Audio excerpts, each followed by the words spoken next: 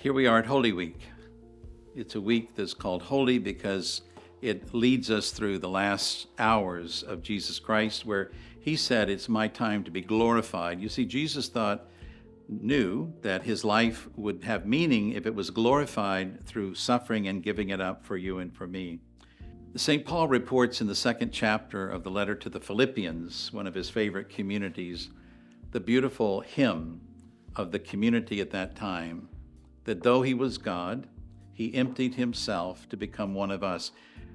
The reality of Jesus Christ is that he is God and man. We glorify that, talk about that at Christmas, but now during Holy Week it comes to a focus. He was God, but he emptied himself to take the form of a human being, to be like us in all things but sin, to know our pain, to know our joys, to know our challenges, to know our temptations, as we talked about. He knows all of that. And yet he emptied himself to the glory of his divinity to be one of us in our humanity. And for that, we owe him everything.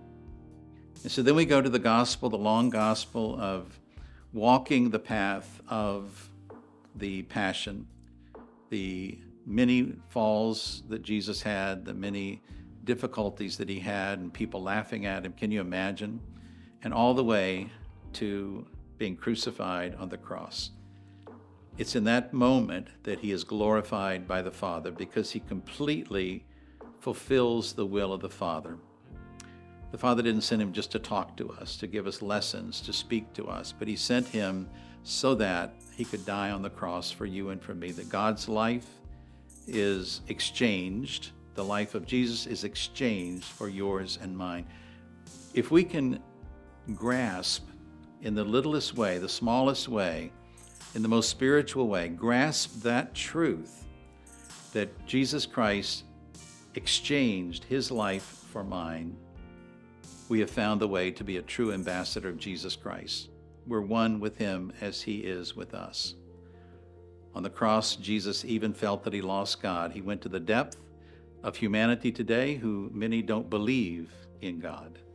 Jesus lost the sense of God, and the God never abandoned him, of course. My God, why have you abandoned me? But even in that, Jesus was willing to give himself up. Father, into your hands I commend my spirit.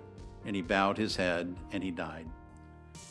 This is the beauty of our faith. It's not based on just happy times and joyful times, but the real depth, and St. Paul says this throughout his letters, that I know nothing if not Jesus Christ and him crucified.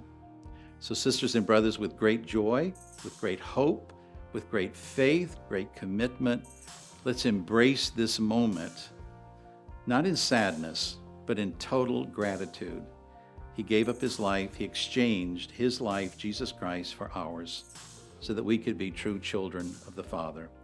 This is the meaning of this Holy Week, which will culminate, of course, not in death, but in life on Easter. God bless you.